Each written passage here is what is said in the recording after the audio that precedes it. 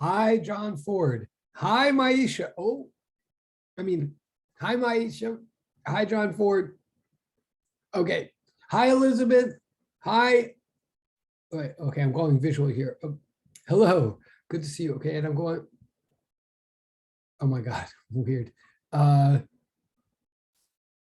wow, I love that emoticon. Okay. You're all the winners in my heart, really. And I'm gonna miss you also. We used to have a physics higher than 204 just to solve this emotional problem that I'm having, knowing that soon. But anyway.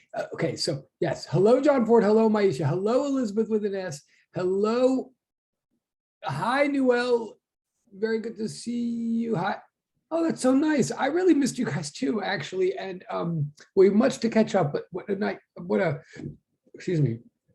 All right, I won't dwell. I won't embarrass myself, but I passed the smelling salts. Hi, Jayla, and good to be back. Wow. I mean, that's even more of a strong statement. Wow. I mean, so listen, whoa, now you're just, wow. Okay, let's not go. Even when you knew that I didn't have the exact, and I don't have the exact, I'm sorry. Okay, wait. So look, I actually really missed you guys too. Oh, wait, more people come in. Okay, thank goodness. You're very kind. No, you are kind. Okay. Oh, is that a direct? You're very kind. Wow. And she's even saying publicly. Okay, listen. So now I'm going to cry. Let me back up for this Squidward. That Squidward is funny on many levels. Okay, I do appreciate it. I really am going to miss this. Not that we're done. We're not done. We still have a little time in this semester, but only a little. I already know how much I'm going to miss you guys when you graduate this class and then graduate. I do hope to see you all around afterwards on an individual either recommendation or research basis or etc. Wait, now hold on. Much to say. Thank you. I'm going to totally take that pass. And even if no, I do appreciate it because I do feel well. Apparently, I don't feel terrible enough to have solved the problem. No, and I won't dwell on it. So let me just say, okay, so I have missed you guys. It's been a long time since I've seen you. We obviously had a break that we all needed. Then my break got extended because my family is sick and blah blah. And I didn't even make it to New York on Tuesday the way I usually do. Not that I usually see most of you. That's blah blah blah blah blah. Good afternoon. Good to see you. Good to see you. Thank you for saying so. Good afternoon, Aaliyah. Oh, and hi, May. Oh, did I not say hi, May? I'm sorry.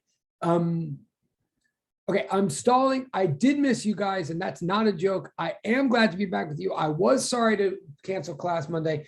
I'm not going to keep dwelling on it, but I just want to make it clear. I am very sorry that I don't have your exams back. I know you need them.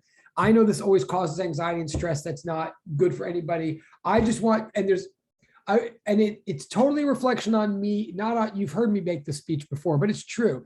It reflects on me. It doesn't reflect on anything about you except one small thing, which is a compliment, which is that indeed, many of you really, really did step up and give me a really thorough, deep, big exam, which is totally what I asked for and which is totally great.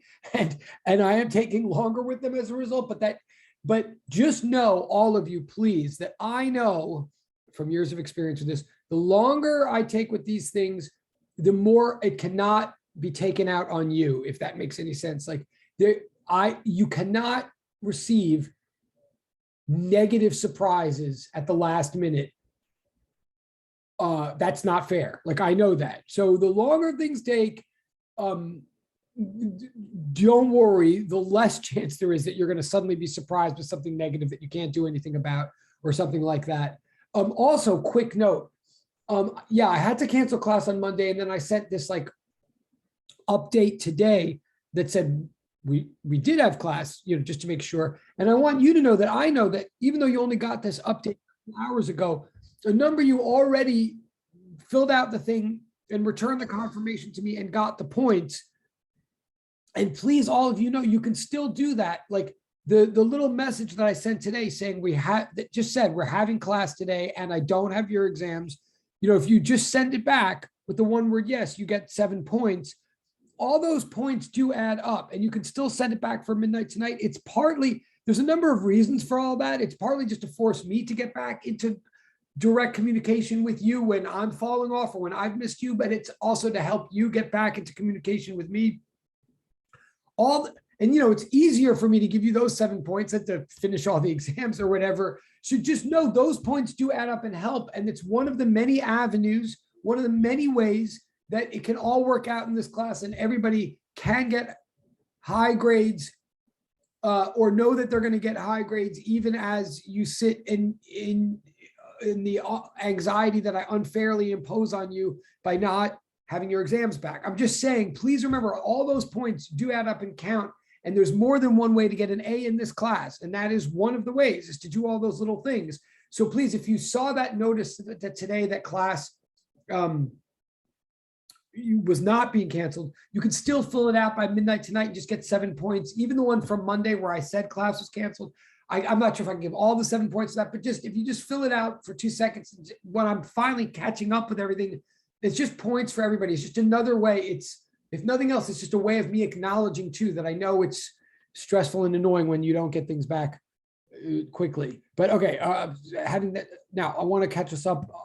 We're going to have, we do have catch up to do today. I'll explain. Hi, I'm going to look. Oh God, the DNS. Yeah, that's super annoying. I totally understand. Thank you, Direct Chapter. I totally get it. Okay, hi.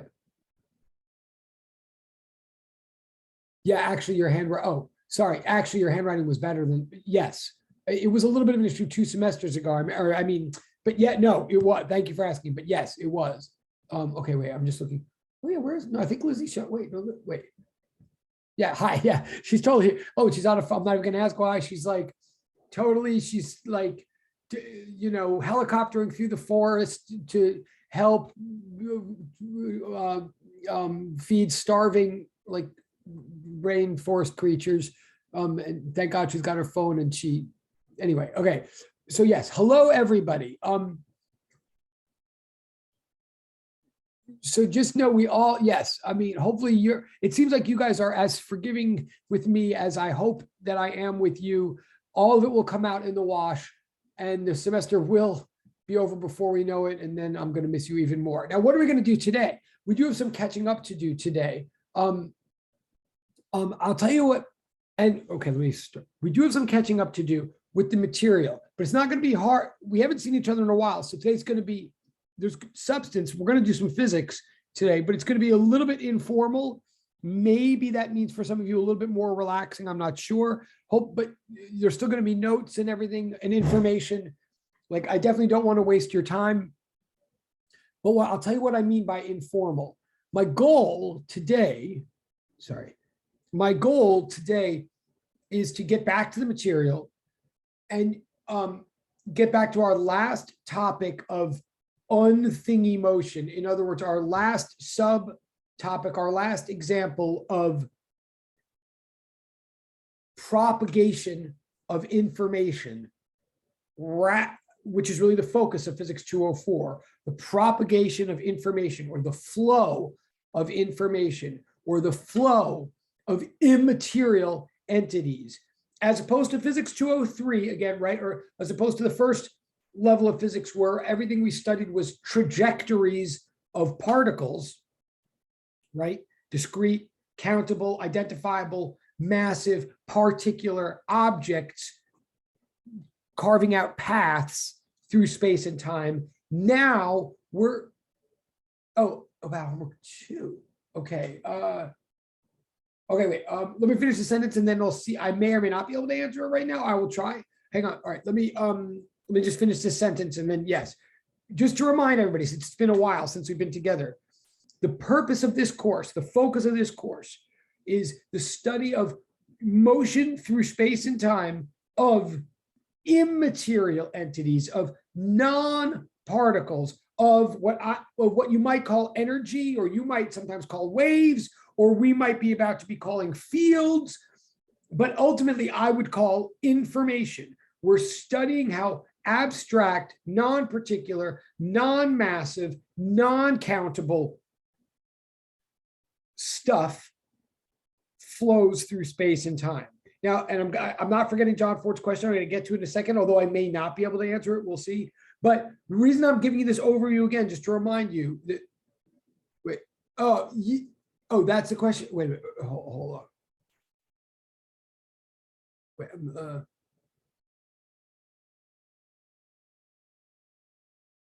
yeah. Right. Yeah. Good question. Okay. I actually had a feeling that you might be asking that. Okay. So wait, quick diagram. Let me just, all right, quick on John Ford's question. Yeah. Oh, no, I know what you're talking about. Oh, no, okay. So John's asking about the vector stuff in homework 2. I totally do understand what he's asking. Are we going to go over vectors, particularly unit vectors? Oh, and I see why he's asking too. Okay. I mean, so yes, the answer is yes. I don't know if we're going to get to it exactly today. Ideally, we'll get to it today, but probably more likely Monday, since I'm a little bit behind and trying to catch up. But I see why he's asking. Right. Okay. So look, let me try to tie this both together. It's a very legitimate question. Okay, cool. But it's a very legitimate question. I know it. Okay. What I'm trying to say is this class is about immaterial entities or immaterial motions. The two main examples of immaterial motions that we're dealing with at the end of the semester are electrostatic fields and electric currents. Electrostatic fields is what we have to deal with here in lecture. Electric currents are what you're dealing with in the lab. My main goal for today is to try to connect the two. I want to start trying to connect what we're doing in lecture with what I believe you're doing in lab. So we're going to have a somewhat informal catch-up discussion. I want to hear from you what's going on in lab right now, and I'm going to try to help with it. What you have here but the reason John Ford is asking about homework 2, I just realized, well, I mean, it's a fair question anyway. But yes, what you have here on the board, on the whiteboard of the class right now, the two main equations I want to start thinking about with you for the sort of the rest of time. The first equation is the equation for the electrostatic field, according to Coulomb, the electrostatic field created by a point charge.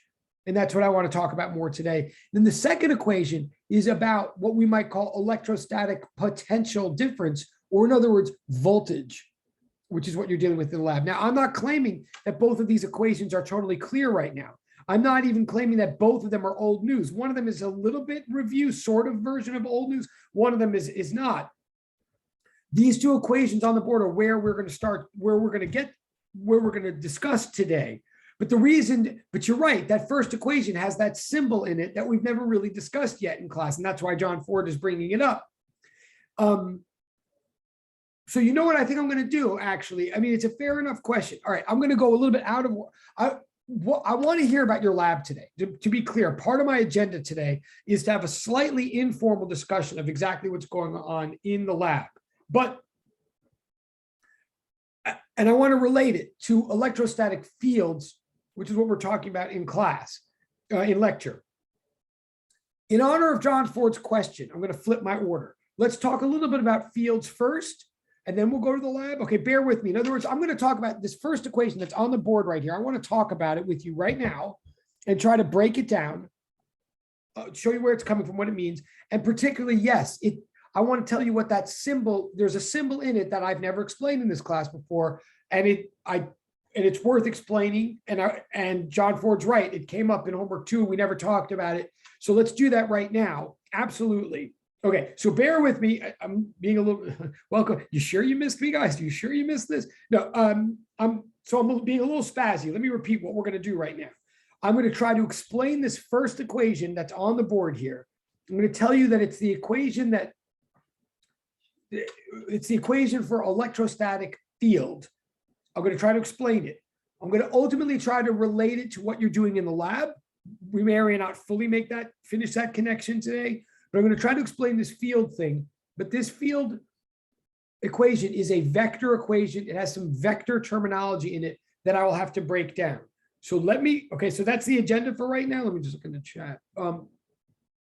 So again, to be clear, I'm trying to acknowledge John Ford's totally legitimate question by just by slightly switching the order of something I was going to say today. But you're still going to have to bear with me. It's going to take me a couple of minutes to actually answer. For me to actually answer what that symbol's doing will take a couple of minutes. So bear with me. Here we go. Let me turn the page. Okay, so welcome back, everybody. Okay, I'm flipping the page. What I'm saying here on the top, first I'm saying recall. So technically the thing right on the top, you've technically seen before in lecture from me a couple of weeks ago. I mean, right before break. The thing on the top, so I'll write this, hold on. The thing on the top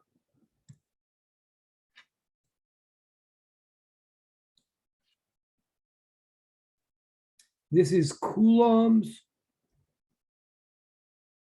law for the electrostatic force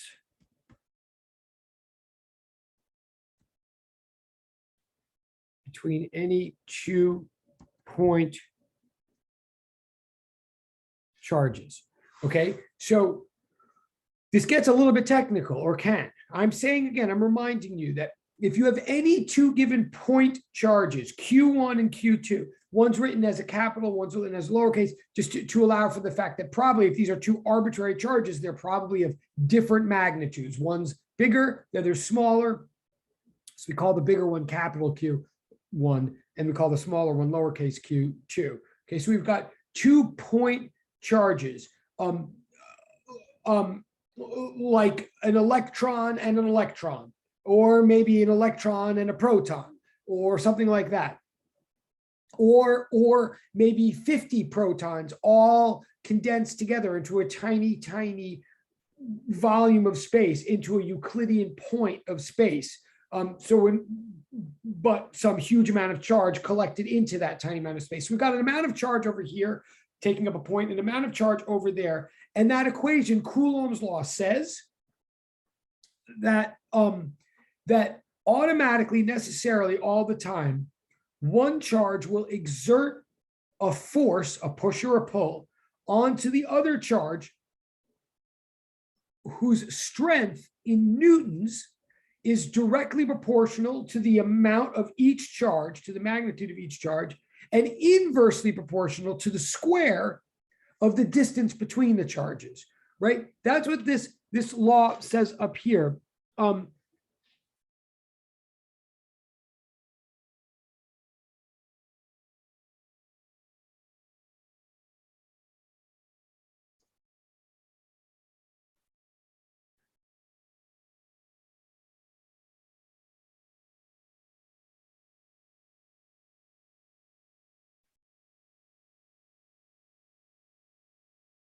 Okay, when I write the law the way I wrote it up there, it's just an expression of the magnitudes. It's saying the magnitude of the overall force is directly proportional to the magnitude of one charge times the magnitude of the other divided by the square of the magnitude of the displacement between them. In other words, the square, it's inversely proportional to the square of the distance, just the raw meterage between the two charges.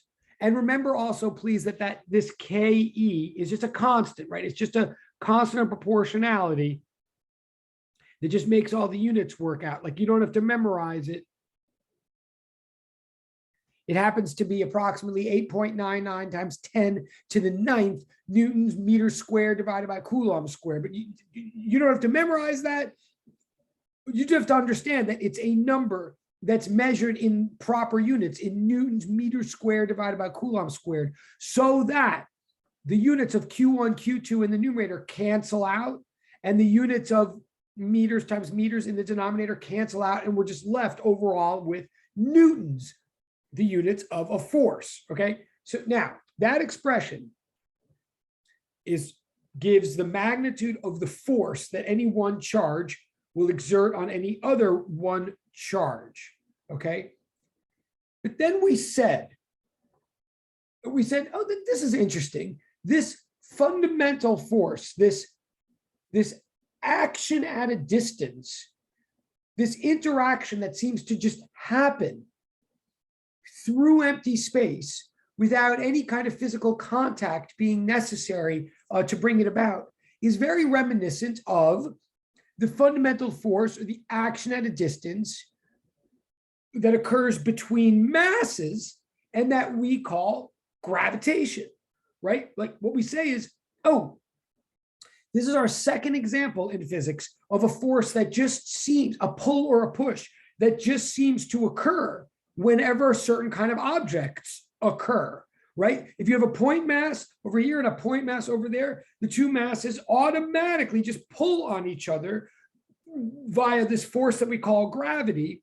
And right, and they do it through empty space. They don't have to touch each other to do it. But not only that, if we put things in between them, it's sort of like wood or something, and try to like block the force, we can't do it. The force of gravity exists between masses, regardless of whether there's nothing or something in between the masses. Just as long as masses exist, they seem to pull on each other gravitationally. And they do so in a manner that is mathematically identical to this mathematical expression. With gravity, one mass pulls on another in a manner that is directly proportional to the mass magnitudes and inversely proportional to the square of the distance between them.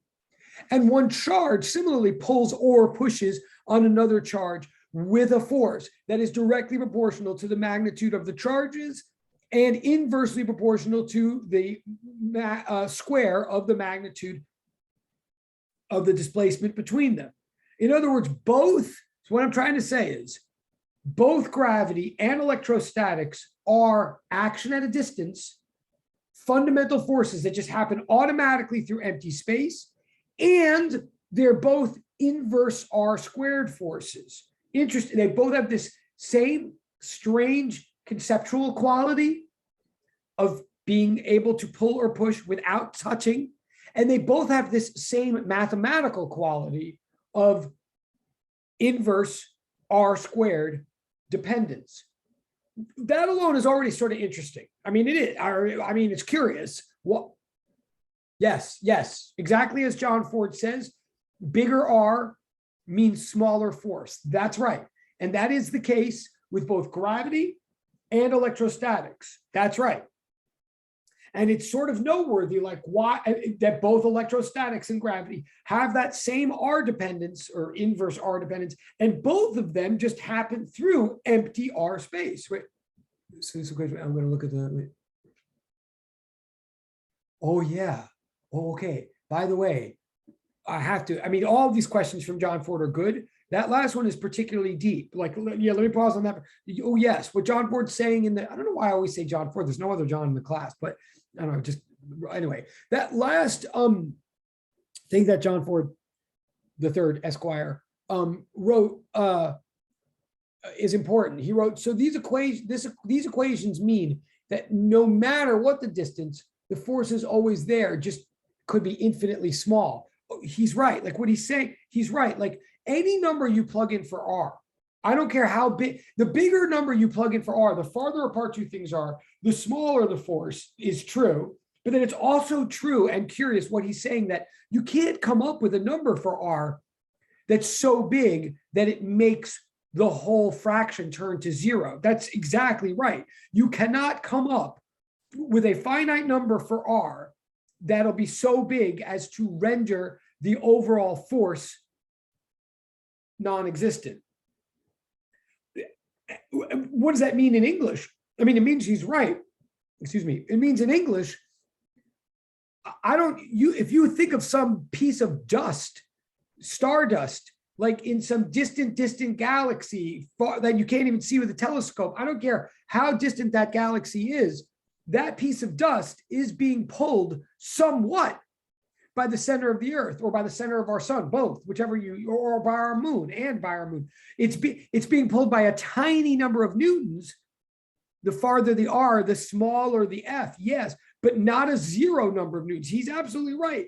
So there's something mysterious. Like we are literally saying every single proton in the world is pulling on every single electron in the world, in the universe, and every single proton in the universe is pushing on every single proton in the universe, no matter how far away. That's right. And we're saying, and now here's the thing, to move on with, I mean, it's a really good observation.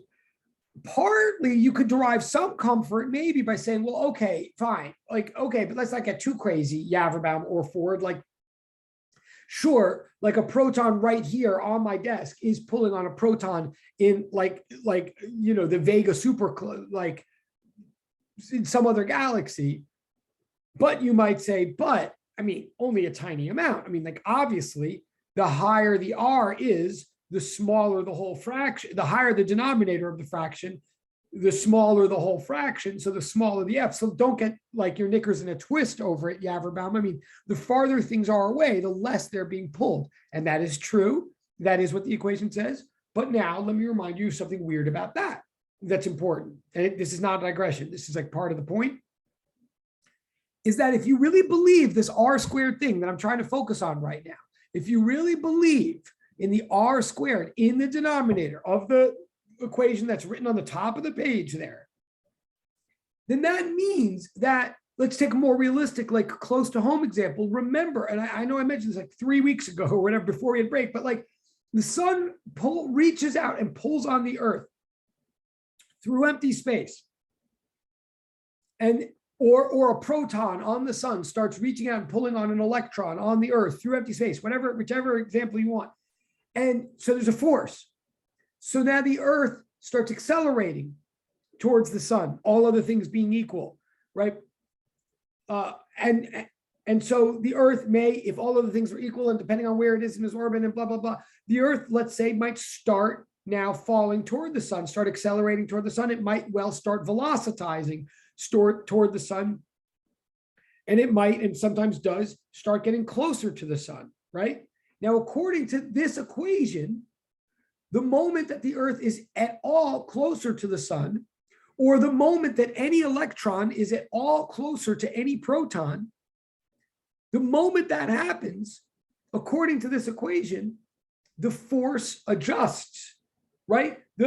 R squared determines F, we're saying, both for gravitation and for electrostatics. So we're saying if a proton starts pulling an electron toward it, as the electron gets closer to the proton, we're saying that the proton starts pulling with a new, different, greater magnitude force. It starts exerting a greater number of newtons on the electron. And the closer the electron gets, then the more and more the proton says, oh, you're closer now. I'm going to adjust my force, like F equals QQ over R squared. Your R is closer now. I'm going to adjust. So I'm going to pull you harder now. So now it starts coming in even more. Well, you got to think that is I am saying that that's true. I am saying that that's true. I mean, that if this equation is true, that must be true. And I am saying the equation is true, that the closer an electron gets to a proton, the harder the proton must pull on the electron. But you have to stop and realize, I have to stop and notice like that, if it's true, and it is true, it's really weird. Like something is going on something must be going on that I'm not seeing with my eye, because if the electron is getting closer to the proton and now the proton is pulling harder as a result of this new location of the electron, that's got to mean that somehow the proton received the new update, the new information of the electron's new whereabouts. In other words, if the proton pulls on the electron with a force that depends on how far away the electron is, also depends on how big the electron is, but if it pulls with a force that depends on how far away the electron is, then that means whenever the electron changes its position, the proton must receive this new location. It's got to get the updated information, but they're not touching each other. They're in empty space. They're separated by empty space. So somehow to believe in these actions at a distance, to believe in these fundamental interactions, is to believe that somehow the information of any one electron is somehow accessible to any and every other given proton. Like the proton knows where the electron is and also knows where this other electron is and knows where this other. If a proton is pulling on every electron in the universe all the time, with an amount that depends on where those electrons are, then and if it adjusts its pull as those electrons adjust their locations, then we must be believing that somehow the proton is accessing or receiving or somehow the information describing where all these electrons are. Now, again, I'm not trying to be weird. I do think this is weird. I'm not trying to be like, thank you. I totally appreciate that. No, thank you. I think it's interesting too. And I want to warn everybody, again, this is where I say like physics gets very immaterial. We're talking about something here that really matters and is really real, but it's not material. And I'm not trying to be weird. I mean, I know I'm a weird guy. I'm not, but I am trying to be interesting, but I'm not trying to be any more interesting than the reality is. So I totally am thankful that Elizabeth said what she just said, but let me get it straight. If some of you are like, well, I just want the science. Can you just give me this? Like, don't be a weirdo. I'm here to do real science.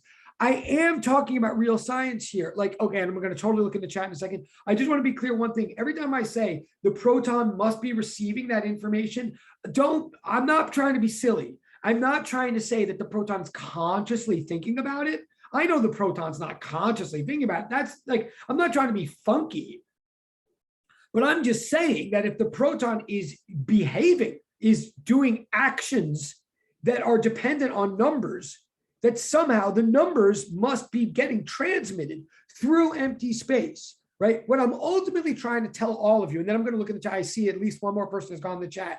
And again, I mentioned that today was going to be somewhat informal anyway. So there's not going to be a million, and I do have to get back to John Ford's original question, but I'm just trying to say right now that if we believe that objects can pull or push other objects through empty space, and if we believe that the size of the pull or the push depends on the locations and characters of these objects in empty space, then somehow there's got to be a mechanism for storing and sending information through empty space from one object to another. What I'm ultimately trying to say, and this is science, and I will get to the chat in a moment, what I'm ultimately trying to say is that, well, I'll say it, okay? And then I'm going to pause and I'm going to get to the questions, and I'm really going to try to tie this back to the vectors and all that. Here's what I'm trying, and I think I did mention this once 2 weeks ago. What I'm trying to say is, if we believe that a proton can pull on an electron through empty space with an amount of newtons that actually depends on where both the proton and electron are and like how big they are, like how many protons or electrons are in each spot, then the way we're going to understand this, since it's so weird to think of information going back and forth through empty space, like again, if the space is truly empty, how are we even sending the information? Like, why isn't the information just, even if we can send information at all, why isn't it just everywhere? How does it know where to get to and when, and how does it get updated, blah, blah, blah. So this is what we say. So I'm going to say this just so that I'm not like all over the place, and then I'll pause and get to the questions. What I'm saying is we decide as a partial answer to our concern, like, how is this working? What we say is we say, okay, there's got to be an intermediary agent. There's got to be something in between objects. There can't just be empty space. There's got to be something, some kind of medium in between the objects that stores and conveys the information. And by information, again, I mean sizes and locations, okay? So again, bear with me for a second so I can explain this. Just like sound is not a thing, right? We've said a million times, like when I send sound to you, I'm not sending a thing to you, but I'm not sending a discrete particle or a countable, identifiable, massive object. I'm just not. There just is no such thing as a sound thing, but I'm clearly sending information to you when I talk to you and you hear it, right? So what did we decide in this course? We decided that when we send sound, we're sending ripples, right? We're sending wave pulses. And what that means is that what we believe is that there's a medium between us. In the case, if we were both in the same classroom right now, we would believe that there's air between us, and all the air molecules are rippling, harmonically oscillating in a very, very particular specific way and sending ripples back and forth. And so, for example, when I sing the note A, and you hear the note A, middle A on a piano, or C, middle C. If I sing the middle C and you hear middle C, what's really happened is I've really knocked a bunch of air molecules, and each one of them has vibrated back and forth 256 times in a second, right? What really I've sent you is a number. I've sent you a number of, I haven't sent you any one particular air molecule that's called a C. I've sent you information. I've sent you a fact, a number of vibrations. I've sent you a 256. And how have I done it is I've made air molecules vibrate back and forth 256 times in a second. And then these vibrate back and forth 256 times per second. And then these, etc. And then your eardrums do, and then an electrical signal in your brain does, blah, blah, blah, blah, blah. I ultimately want to say, and I'm trying to stay on course here. I ultimately want to say that if a proton can somehow let an electron know where the proton is and how big it is, it's got to do it through some inter-agent, some third party that's not just empty space, sort of like a medium. The medium for sending this kind of information back and forth, we call a field. Okay, again, so I'm just going to blurt this out and then I'll get back to the questions. What I'm saying is, and this, like everything in science, this is a step toward greater understanding. It's not a full answer or a full resolution of how everything in life works. It's an improvement on our prior understanding. We used to say, oh my God, a proton can pull an electron through empty space according to this equation up at the top of the board. But then we were like, okay, that seems to mathematically work. All the predictions seem to be right. It seems to describe the data accurately, but that's like a head scratcher. How exactly is that working? So then we say, oh, here's how. Here, or at least for the moment, we say, okay, if you look at the second equation on the board and then the third, and again, I'm not forgetting the chat and I'm not forgetting John's question. I will get to them. But just if you look at the second equation on the board, it says E equals F sub E over Q2. What does that mean? In English, that says field equals force. In this case, electrostatic field equals electrostatic force per charge.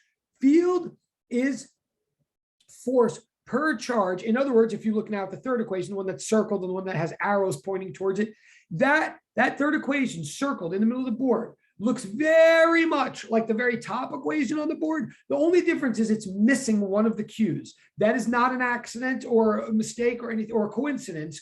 What we're saying is, here's how we think of it from now on. We think if you put a proton in the universe, if you put a proton down, a charge, call it Q, capital Q, right? If you put a proton down, the amount of its charge, Q, is information. It's now going to be deposited. This information is going to be deposited everywhere in the universe, everywhere in space, in something called a field. If you put a charge down, it's going to make a field everywhere in space before anything else comes along or independent of anything else coming along.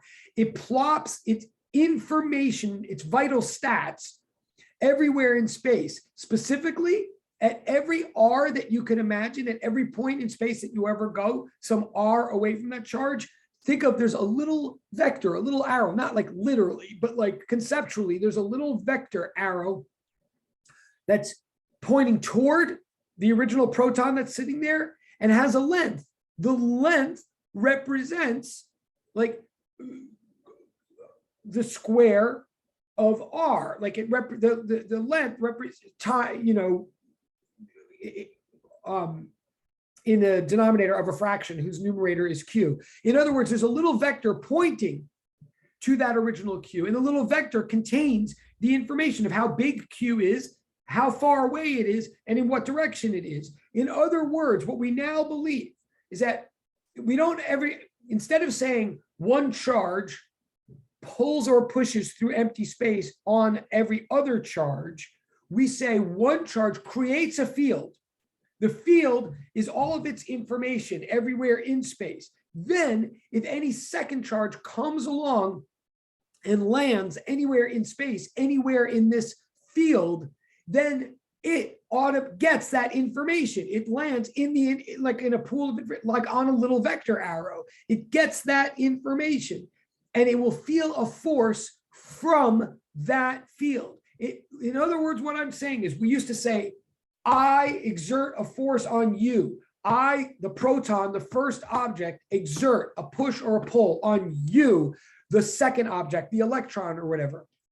So we talk about forces between two objects. Now we say, no, that was too weird because it involved empty space. And how did that happen? So now we say, no, one object creates a field. And when a second object comes along and lands in the field exerts a force on that second object. The field is to fundamental objects like a medium is to wave ripples in a way. The field is the container of the information. What information? Q and R, the actual size and location of the original object that made this field. So one object exerts a force on a second object, but one object creates a field in space, and a second object comes along and experiences that field. So ultimately, and then I will shut up and I'm going to look in the chat. What I'm ultimately saying is, I mean, mathematically, this is simple. Conceptually, it is challenging. Mathematically, I'm just saying force is measured in newtons. One proton exerts a certain number of newtons of pull or push on a second proton or on an electron. But field is not measured in newtons. Field is measured in newtons per Coulomb. Field is the amount of force waiting to happen, the number of newtons that will be exerted on or would be exerted on every 1 Coulomb of positive charge that might find itself at a certain location in space. Okay, so force is between two objects. Field is created by one object. Now, so that middle equation in the board here, I mean, the third equation circled, that's the equation for the electrostatic field created by a charge. If a second charge were to land in this field, then it would exert a force, which would literally be its amount of charge times field. Like if field is force per charge, then force is field times charge. Okay. Now I still haven't answered the question about R hat. I'm going to get to that. And I still haven't brought this back to your lab. I'm going to get to that, but let me just see. I know I left a question dangling about 15 minutes ago. Let me look in the. Oh, is it because?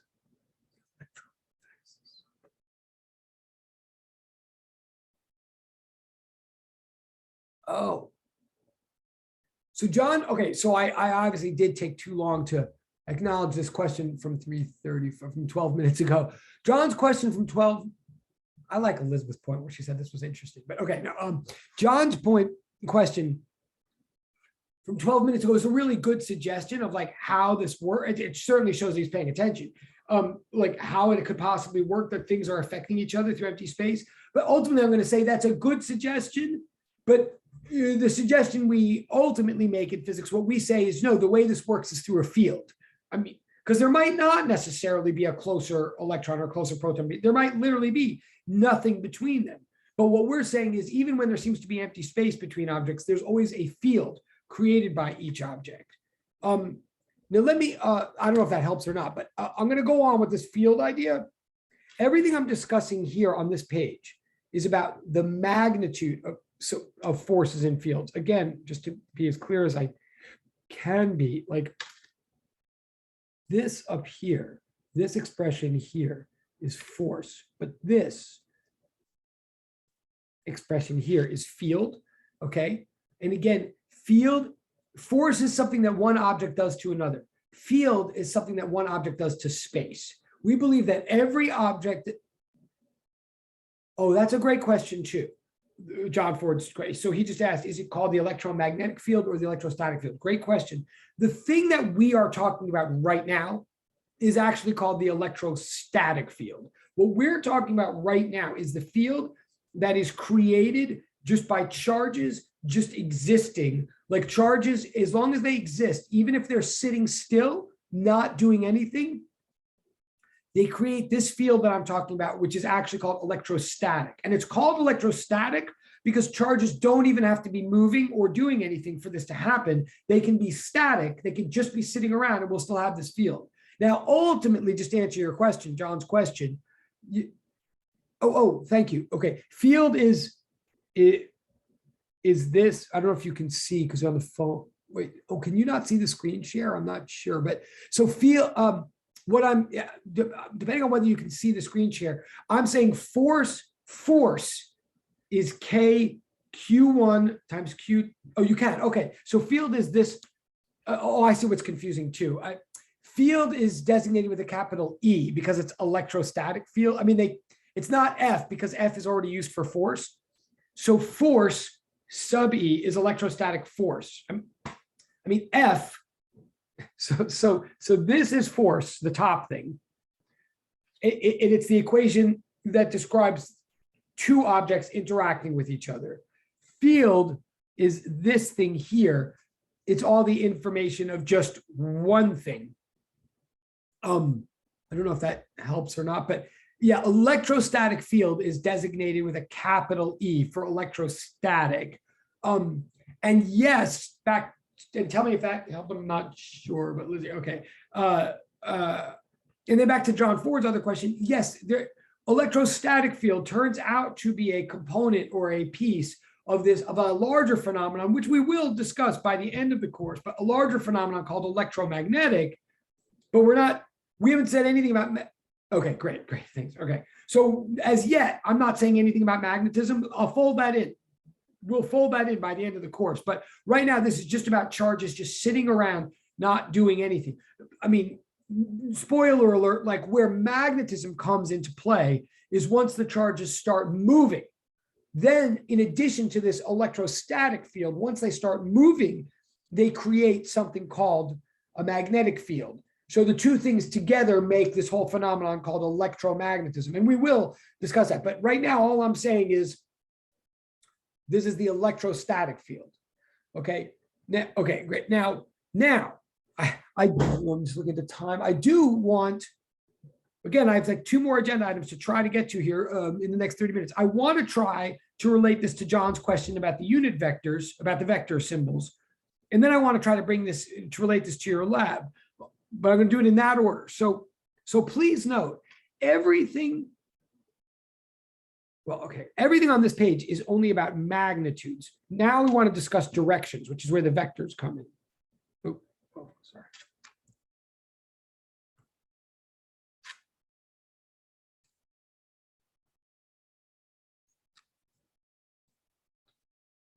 What the? How did that happen? Sorry. Okay.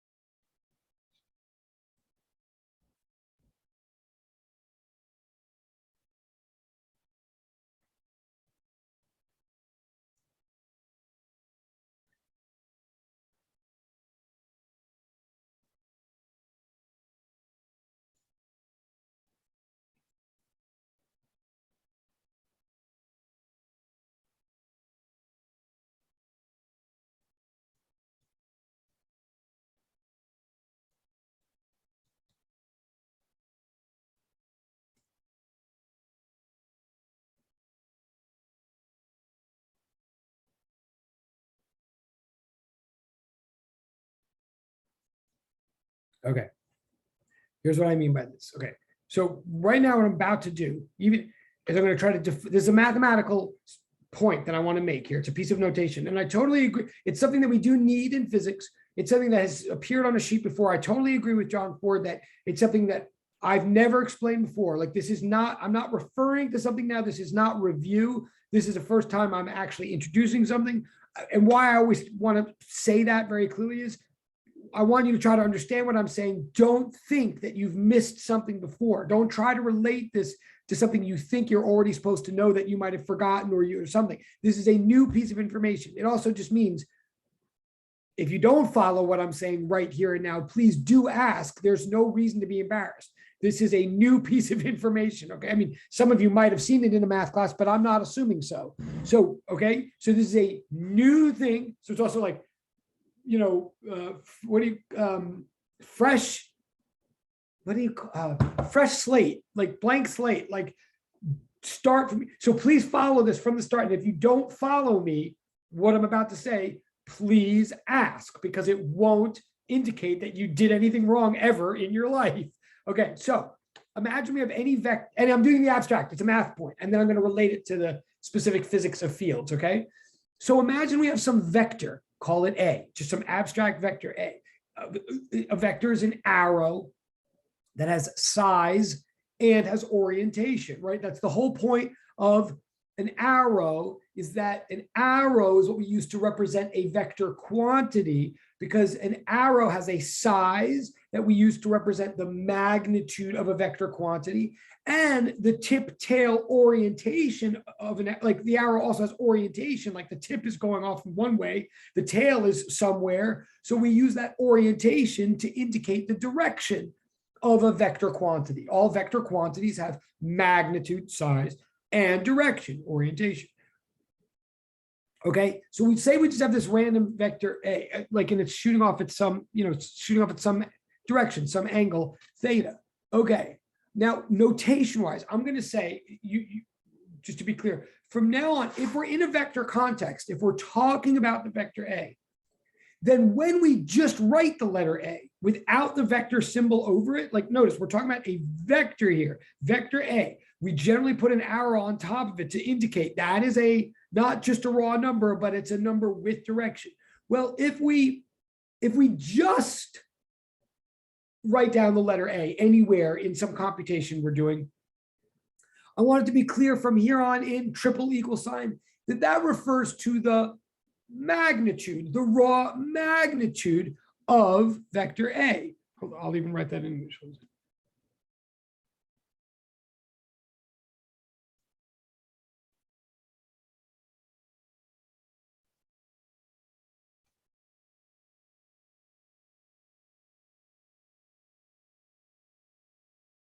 Right? You may or may not, like those double vertical lines, they look kind of like absolute value symbols. They are like absolute value symbols. They are the kind of absolute value symbols that we use when we're talking about vectors. Remember what absolute value means with raw numbers. With raw numbers, and everybody knows that, I know you all know this, like with raw numbers, the absolute value of 7 is 7, and the absolute value of -7 is 7, right? You all know that. Now think about what we're saying when we say that. What we're saying when we say that is we're picturing a number line, where we're picturing just raw numbers. We're just picturing a one-dimensional axis called a number line. And when we talk about absolute value, we're really asking how far is a given number from 0? The absolute value of a number is just how far is it from 0, irrespective of, independent of which side of 0 it happens to be on, right? Like that's what absolute value means. It just means what's the raw distance from 0. So the absolute value of 7 is 7. The absolute value of -7 is also 7. Well, when we extrapolate that concept to higher dimensions, to 2 dimensions or 3 dimensions, and we now use vectors, we don't just have a number line anymore. We have vectors that can point off in any direction. We borrow that symbol and sort of extrapolate it. We now have a double absolute value symbol, means the same thing. Given any vector, just how far away is it pointing from how far away is the tip of it from its tail? Assuming its tail is placed at the origin of our coordinate system, assuming its tail is placed at 0, the magnitude of a vector is just like the absolute value of that vector, how far away it is from 0, but but allowing for more than just one dimension of space, right? Okay, so the double absolute value symbol from here on in vector language means the magnitude of that vector. And it's not a coincidence that we're using a very similar symbol, okay? And so I'm saying, for starters, from now on, if you ever see that double symbol around some vector, it means raw magnitude. And a shorthand for that is just literally writing the letter without any symbol at all. That means the magnitude of the vector, okay? That's okay. Now, so we have a way of saying, even though we're dealing with vectors, sometimes even though we're caring about size and direction, sometimes we're just only focusing on their size. But now there's this other thing we can do, one step more complicated. In the same way that we can, in the same way that we can focus on just the raw size of a vector, we can also focus on just the raw direction of a vector. What I'm trying to say here,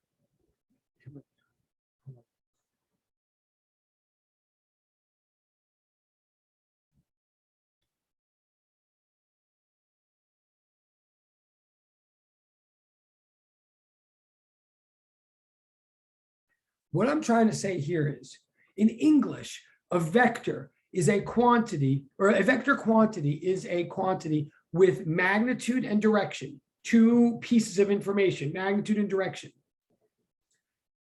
I want a way of actually being able to symbolically capture those two pieces. I want a way of being able to write a vector as a simple product of its two constituent parts, its magnitude and direction. I can do that if I define this thing called A with a caret over it. This thing, A with a caret over it, it's pronounced, it's read. If you write it down on a piece of paper, it's read A. I know this is really silly, but that's literally, we don't say A caret or A with a caret over it. We literally call that A hat. Like we call that little, I know it's totally ridiculous, but we call that little caret in physics a hat. I mean, as in hat. And we would read that symbol in physics as A hat. And what A hat is defined to be is the vector A divided by its own length. It sounds weird, but it's for a reason. So you take any vector, you divide by its own length, and what you get is this thing called A hat. What A hat is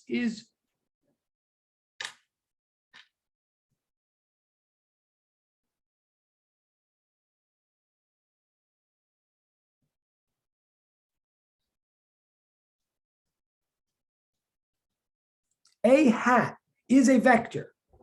Real important thing. If you ever see, just like if you see a letter with an arrow written over it in a book, that means, okay, that's a vector quantity right there. If you see a letter with a hat on top of it, that means, okay, that is a vector quantity.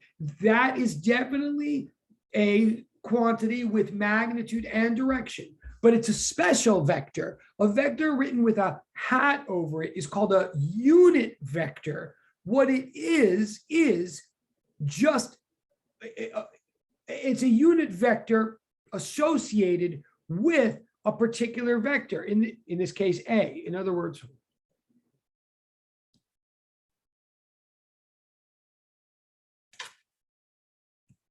do a different color.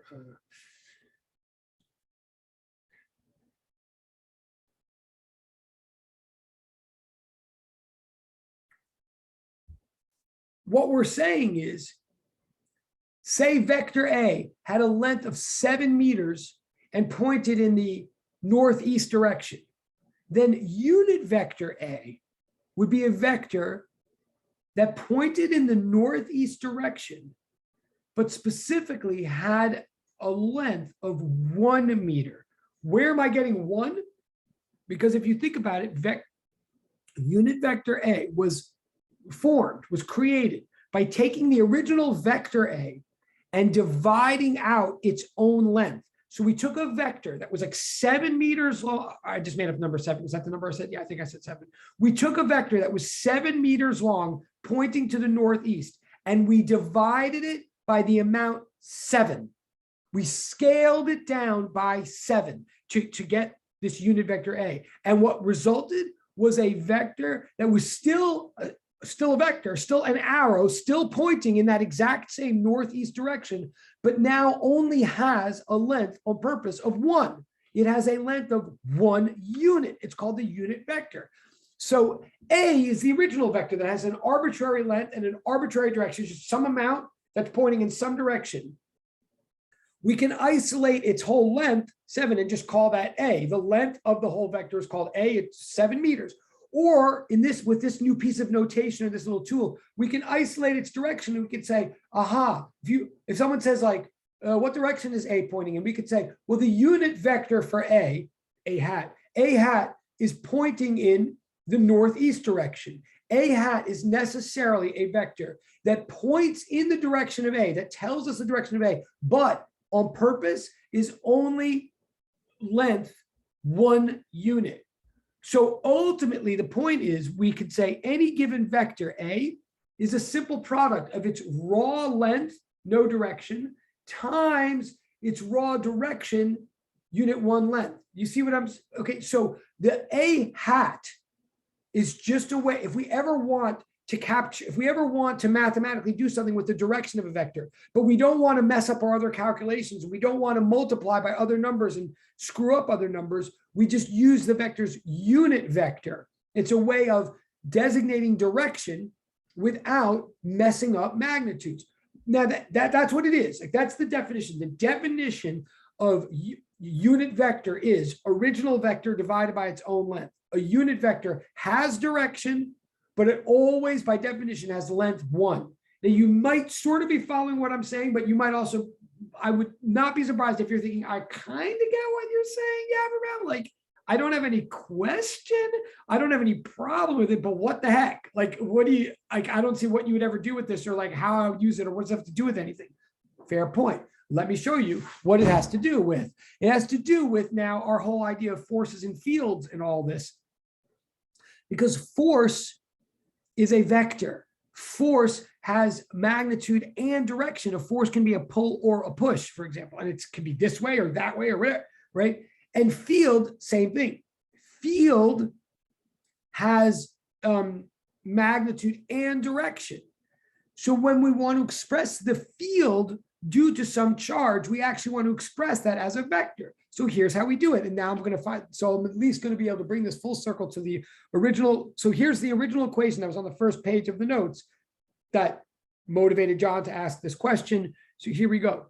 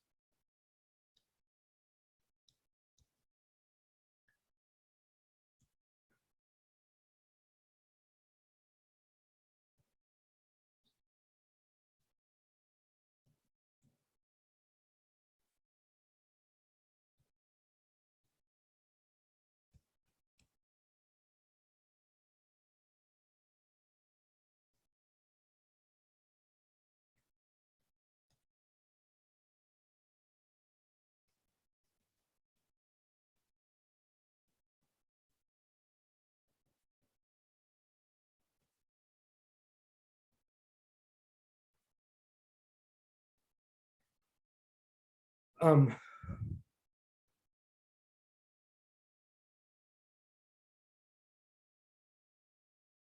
okay, so I'm going to draw this. I know we have 11 minutes. I'm going to read this out loud. I'm going to draw what I'm saying, and I'm going to relate it back. And I'm going to draw the equation of what I'm saying. But I'm saying from here on in, one way to think about fields, particularly E fields, electrostatic fields, is think of it this way. I put a proton in space. Okay, I put I put a point charge in space, like maybe a proton or maybe an electron, or maybe a whole bunch of electrons, like all jammed together into this tiny point. But I put some amount of charge at some point in space. What we're believing now with this field idea, we're believing that the minute I put a bit of charge somewhere in space, then what happens is everywhere in space, there's now a vector. There's like a field of arrows everywhere in space. Now, again, by the way, I'm not literally asking you to believe that literally there are little like styrofoam arrows in space. I understand that's not going on, but but something is existing in space. Some type of information is going into space once there's a proton in space. So one way to visualize, one very helpful, practical way to visualize that information is imagine that when you put a point of charge in some point of space, that this field of arrows emerges everywhere in space, all around that charge. Now, say the charge is positive, so it would push out on other positive charges. Like say this charge is like a proton, and we know that if there were some proton somewhere else around, it would push it away, right? So imagine that there's a whole bunch of outward pushing arrows everywhere in space. Like, and I'll draw the picture in a minute if I have time, or I'll draw it next time. But like, imagine there's an arrow coming out from our little point charge. There's an arrow coming out. There's an arrow coming out. There's an arrow coming out. There's an arrow coming out. There's these arrows. And then over here, there's an arrow coming out. And over here, there's an arrow coming out. So there's these arrows radiating out from the charge, all indicating like, oh, if another charge were to come along into space anywhere, another test charge were to land anywhere, it's going to be shoved out by one of these arrows because I'm here. I'm ready to push. Like right now, I'm just pushing on empty space. Like right now, nothing's happening, but I'm getting ready. I'm pushing with a certain amount. And if you find yourself anywhere, some second test charge, some receiving bit of positive charge, if you found yourself anywhere, you would find yourself on a little arrow that number one would be pointing out away from the original. And number two would have a size that would indicate how hard you'd be pushed, a size that would indicate the amount of newtons that you'd experience. And by size, I'm saying like the arrows that are really close to the original proton would be very big arrows. It'd be like arrow, arrow, arrow. But then as we get farther and farther away, it'd be like, well, you can't see be like over here, it'd be like arrow. And then I can't do this with my hand, but the farther, I'll draw the picture in a moment. But I'm saying at every point in space, there's a little arrow containing it's a little vector that's telling us how big the force is waiting to happen there and in what direction it'd be pushing. So wherever this arrow is angled, the angle of it is totally determined by where that original proton is. Oh yeah, totally. Sorry.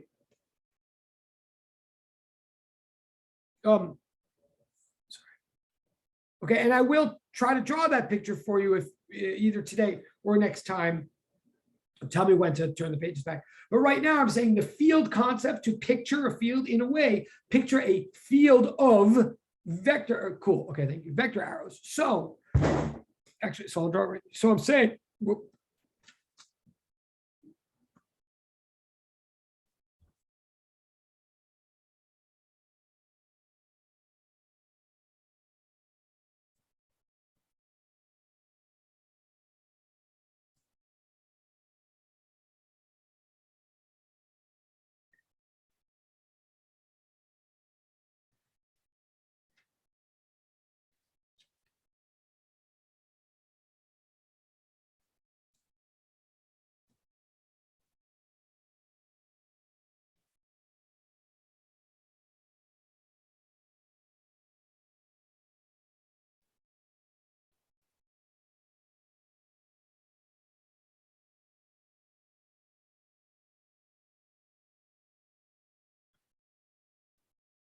I'll look in the chat. I see this thing in the chat. Hold on a second.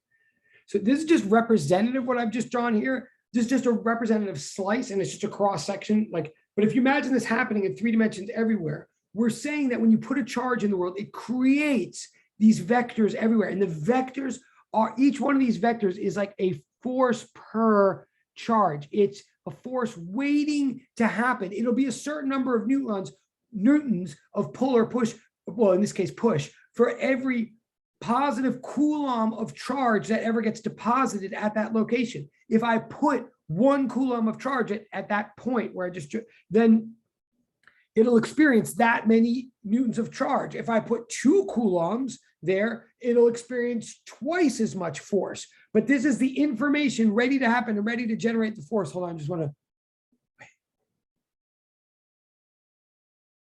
Oh, cool. Really good. Wait, really good question, Lizzie. Really good question. In the case of really good question, and it may even be deeper than I'm thinking or than I can answer in 5 minutes. But here's my first answer to your question is, if we're talking about electrostatic field and we're talking about the field due to a point, then they'll never loop back. No, they'll just keep spreading out and out. Kind of like John's original question, they'll spread out and out and out and go on forever, but they'll just get smaller and smaller as you get farther away. But they'll never loop back, because what they're each representing is what would happen if we put a second positive test charge at any one of those locations, and a test charge, any one of those locations would be pushed out by the original positive source charge. So these arrows will never loop back. If you've seen other pictures of field arrows or field lines, what you might be thinking of, and I don't want to like confuse things or whatever, it's true when we get to ultimately magnetic fields, they loop back. That's a different thing. That might be what you're thinking of. I'm not sure. Magnetic field lines loop back, but electric field lines don't. They just radiate out like this. I think that's a great, I know it's a great question. I'm not sure if I totally answered it, but with 4 minutes, the one thing I really, even if I don't get to your lab, the one thing I really want to do is tie this all the way back to the original question about vectors. So here's what I'm saying here. Wait,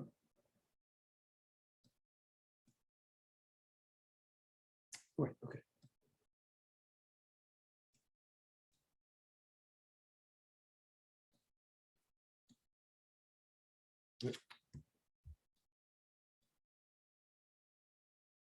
Oh, no, I'm sorry.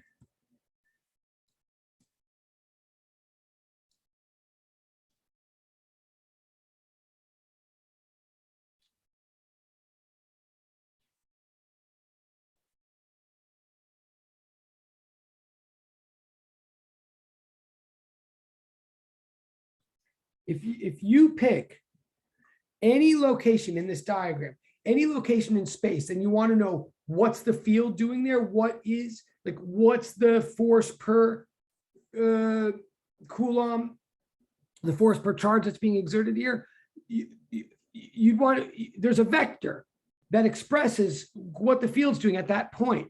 And the way we construct the field vector, and I am watching the clock, I know we have 2 minutes, I'm just saying, if you pick any point in space, call it point P, imagine a vector, R.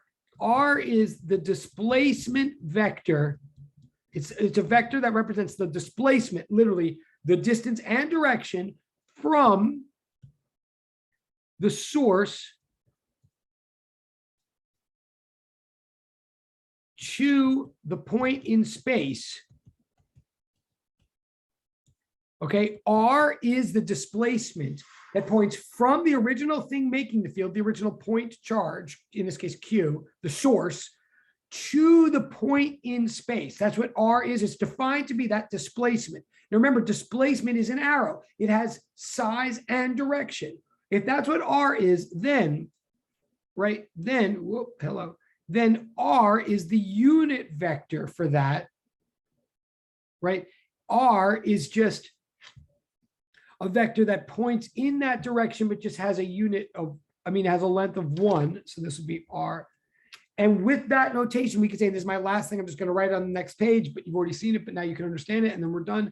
I'm saying then and I'll go back in a second if you need, but I'm saying with that notation, then we can say the field is a vector. At any given point, the field is a vector, which is given by, the field is a vector, which is simply the unit vector r. So the field points in the direction of r, right?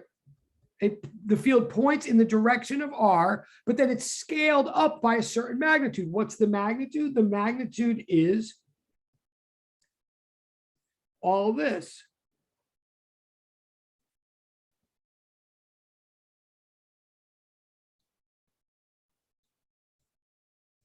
Like I'm saying, and we're done. I know we're done, but I'm just saying from here on in, r by itself, just r, the r squared in the denominator, that's just the distance, right? That's the magnitude of the vector r. R in the denominator, the size, the distance of separation is the magnitude of the vector r. But the direction of the separation of the displacement is called r hat. And we need that to express the fact that this field in the end is a push or a pull that has a certain size to it. It has a certain number of newtons, but it's also pushing or pulling in a certain direction, right? Like if I were right here at this point, I would be pushed in this direction. I'd be pushed along that line of R. I'd be pushed away from the Q. In fact, that push is what would lead me to realize, oh, there must be a Q down there at that location pushing me. So the field has magnitude, which is KQ over R squared, but it also has direction, which is R hat. The direction of the field is along the line connecting the source to the field point. That line is called the displacement R vector. That's it. So that we'll talk about the lab next week, but it was a great question from John. I totally appreciate it. That is the answer. I hope that makes things sort of clear.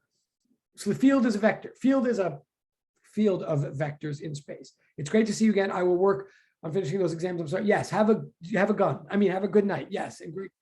Thank you, all of you. Do not ever. Thank you. Thank you. Bye.